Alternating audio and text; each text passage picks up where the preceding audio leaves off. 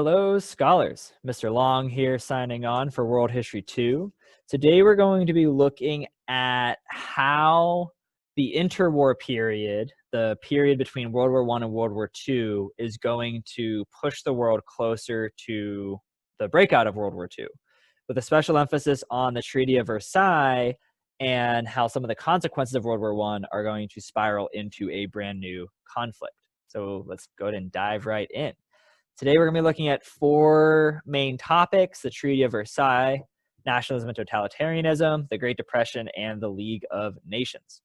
The Treaty of Versailles, this is the treaty that ended World War I. We should have already looked at it at the end of the World War I lessons, but we need to have a special emphasis on how the consequences of this treaty itself are going to set the stage for the next war. So we know the Treaty of Versailles ended World War I. The Treaty of Versailles was also exceptionally humiliating to the German people for a variety of reasons. One is the war guilt clause. The war guilt clause was a portion of the Treaty of Versailles that said that the German nation had to take responsibility for the horrors of World War I, which really isn't practical, especially if you understand that Austria-Hungary declared war on Serbia and Russia declared war on Austria-Hungary, and then Germany got involved declaring war on Russia. So Germany was kind of in the middle, but they were the big scapegoat. They were the ones that Britain and France were primarily fighting against. They were kind of demonized in propaganda, and so people were just looking for an out, and the German government fit the bill. The second way the war humiliated the Germans is that the Treaty of Versailles dictated that the Germans had to pay reparations, or like lunch money to the Allies for losing the war.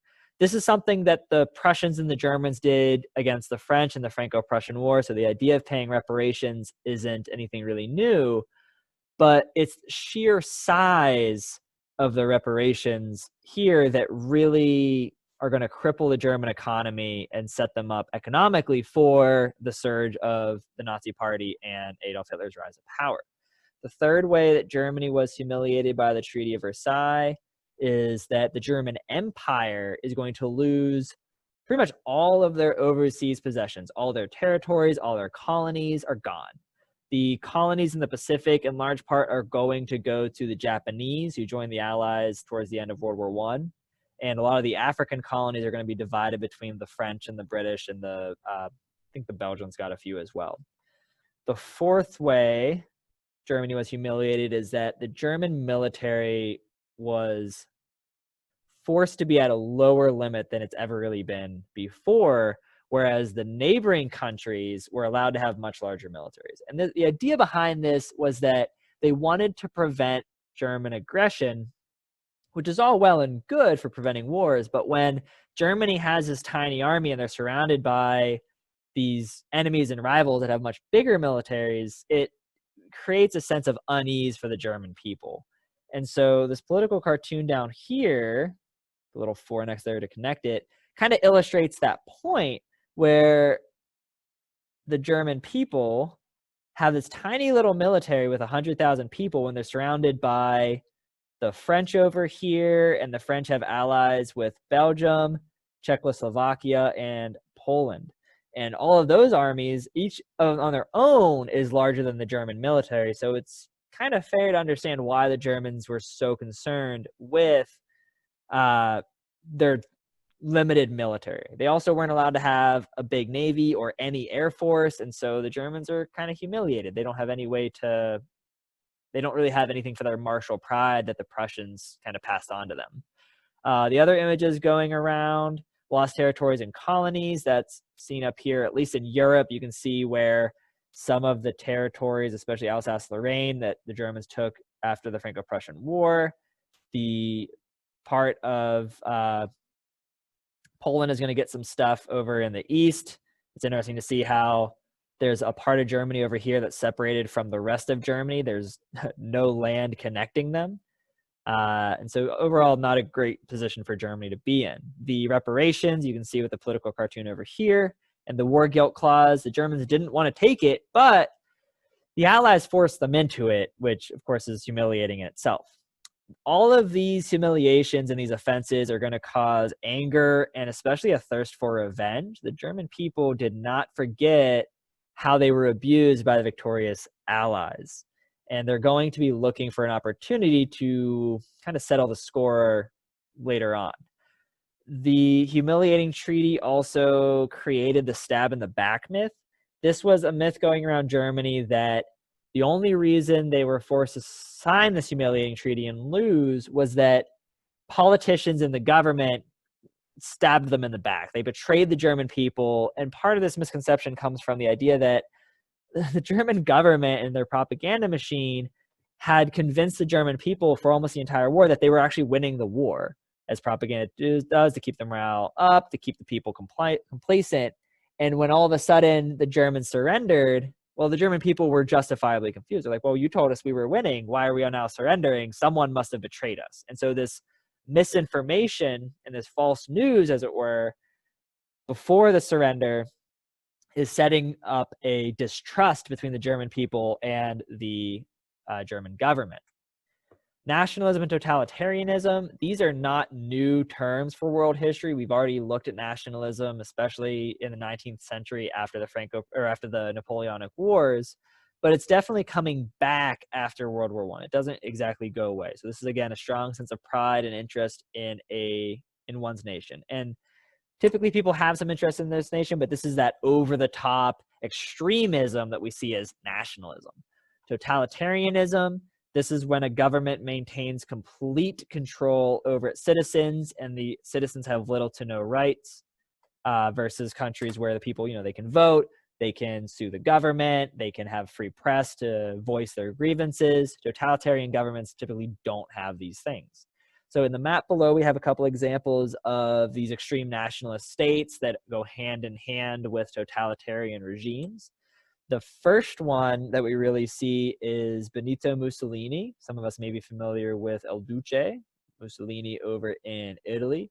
He's establishing a fascist government in Italy in 1922.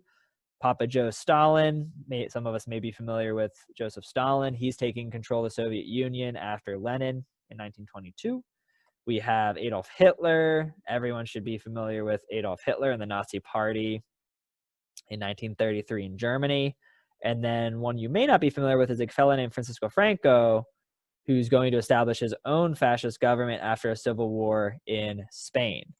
And so we're going to see these totalitarian regimes, this nationalism, boil over and contribute to World War II. Even though Spain was neutral during the war, a lot of their political stuff going on before the war is going to tie into it.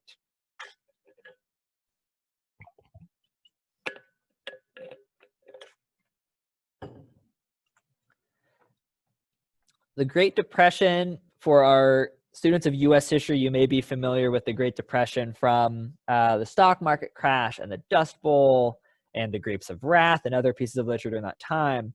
And so we have a very American-centric view of this. However, the Great Depression was great, not just because of the suffering in the United States, but also because of the ripple effects this had on the rest of the world. After World War I, the European economy was in tatters from bending so much during World War I and the destruction and people being murdered and homeless after the war, so that the United States banks and our economy had to help buff up the European economy. Well, when the United States had their stock market crash and our Great Depression began, that stopped any financial aid going to Europe, which then is going to cascade into their own Great Depression. By the time the Great Depression makes its way around the world, we're looking at mass unemployment and especially desperation, people just feeling so helpless and powerless in this situation, where 25% of the world's population, or at least the adult working class people, aren't working. So it's justifiable to understand why people are so desperate during this time. In this desperation, people begin looking for an easy solution, or at least an obvious solution. And part of this comes from the democracies set up after World War I that were very fragile in these new countries, like the Weimar Republic, which used to be Germany. You have like Austria-Hungary, you have Turkey, these new democracies. They're not as well established as democracies in Britain or the United States.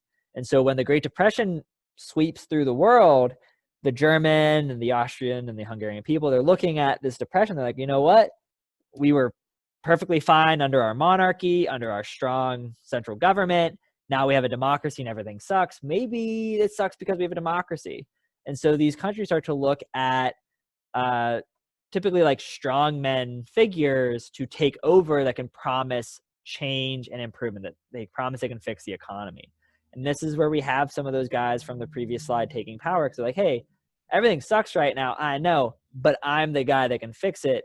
And for example, with the Germans and Hitler, the Germans were just so desperate for any chance of hope. They're like, yeah, Hitler, yeah, if you think you can do it, let's give you a shot, because this whole democracy thing is not working.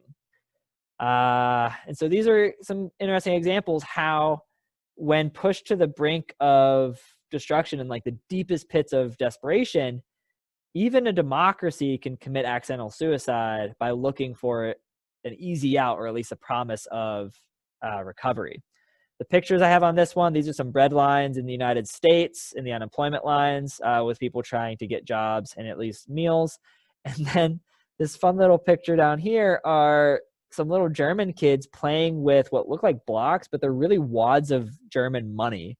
And this is in part because the German money became so inflated. There was so much of it that it was cheaper and easier just to have kids play with bricks of money than actually buying like building blocks or anything for them to play with. And you have stories of the German people using money as wallpaper because it was so worthless, or taking a wheelbarrow full of money to go buy a loaf of bread. Like, it was just ridiculous. And so these are the extreme desperation and these extreme moments that we're looking at when we see the rise of these totalitarian governments. The League of Nations, as you recall, was established after World War I with the express purpose of preventing another world war and using politics to resolve international conflict. After this is the horrors of World War I, they're like, never again do we want to have another world war like this. Unfortunately, the League of Nations is going to be absolutely toothless. They don't have any real power. All they can really do is write letters complaining about how, this country is being abusive, or maybe working with countries to do economic sanctions, but they don't really have any authority to do anything other than that. They can complain and put embargoes up, but they don't have a military to send in to force people to play nice. Some examples of how ineffective the League of Nations was: Japan and Germany are both going to leave in 1933.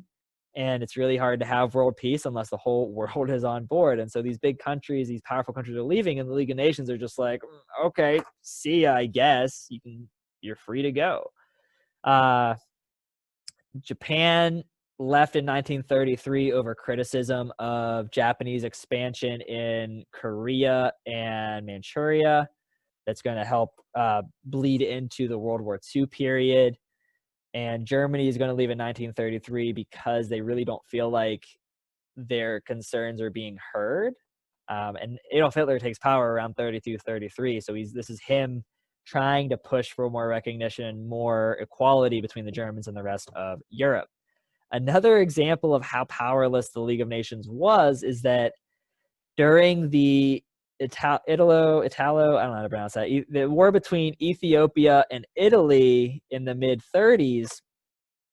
Ethiopia is of Abyssinia on the map. It has two different names. So there's red country down here. The Italians invade Ethiopia to try to colonize it. And during this invasion, which is completely, unjustified and illegal as far as the international community was concerned, the Italians actually used chemical warfare, just like in World War I, against the Ethiopians who didn't have any means to counter it. And of course, the League of Nations heard about this and they condone it. And Selassie, the king of Ethiopia, went to the League of Nations personally to beg for help.